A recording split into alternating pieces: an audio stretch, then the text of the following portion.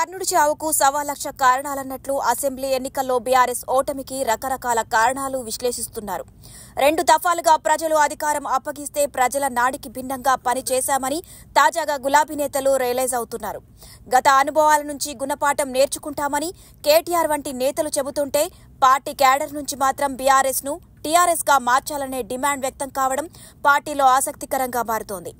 జాతీయ రాజకీయాల్లో చక్రం తిప్పుతానని టీఆర్ఎస్ ను బీఆర్ఎస్ గా మార్చిన కేసీఆర్ కు పార్టీ నేమ్ చేంజ్ తన కెరియర్లోనే పెద్ద డ్యామేజ్ గా మారింది.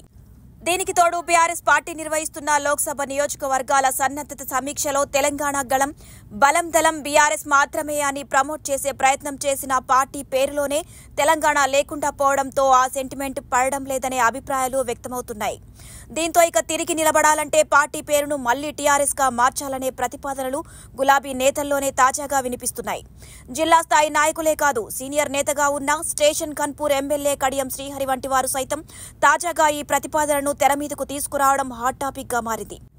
దీంతో అధినేత ఆదేశాలు లేనిదే ఎలాంటి ప్రతిపాదనలు పుట్టవని గులాబీ పార్టీలో ఈ కొత్త డిమాండ్ వెనుక ఉన్నది ఎవరు అనేది రాజకీయ వర్గాల్లో చర్చనీయాంశంగా మారింది. అయితే టీఆర్ఎస్ అంటే తెలంగాణ ఇంటి పార్టీ అని రాష్ట్రంలోని మెజారిటీ ప్రజలు భావించారు. అందుకే 2 సార్లు కేసీఆర్ ప్రభుత్వానికి పట్టం కట్టారు. కానీ కేసీఆర్ మాత్రం జాతీయ రాజకీయాల పేరుతో ఎన్నికలకు ముందు ఆ సెంటిమెంట్ను చేజేతులా కాలరాశారనే అభిప్రాయాలు వ్యక్తమవుతున్నాయి. రాబోయే పార్లమెంట్ ఎన్నికల్లో బీఆర్ఎస్ ప్రభావం చూపకపోతే ఇక స్టేట్ పొలిటికల్ సినారియో అంతా కాంగ్రెస్ వర్సెస్ బీజేపీగా మారుతుందనే చర్చ నడుస్తోంది. దీంతో పార్టీకి సంజీవని లాంటి తెలంగాణ సెంటిమెంట్ ను తిరిగి దక్కించుకోవాలంటే పార్టీ పేరును బీఆర్ఎస్ నుంచి టీఆర్ఎస్ గా మార్చాలనే అభిప్రాయానికి అధినేత కేసీఆర్ వచ్చారనే టాక్ వినిపిస్తోంది.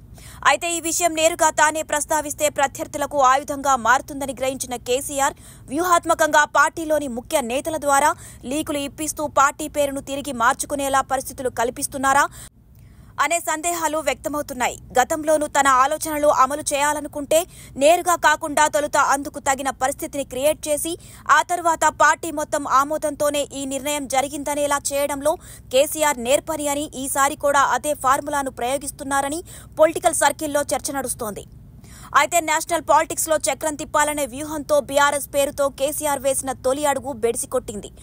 సొంత గడ్డపైనే ఎదురుదెబ్బ తగలడంతో ఇతర రాష్ట్రాల్లో పార్టీ పాగా వేయాలనే ఆలోచనకు అనేక సందేహాలు, సంశయాలు మొదలయ్యాయి.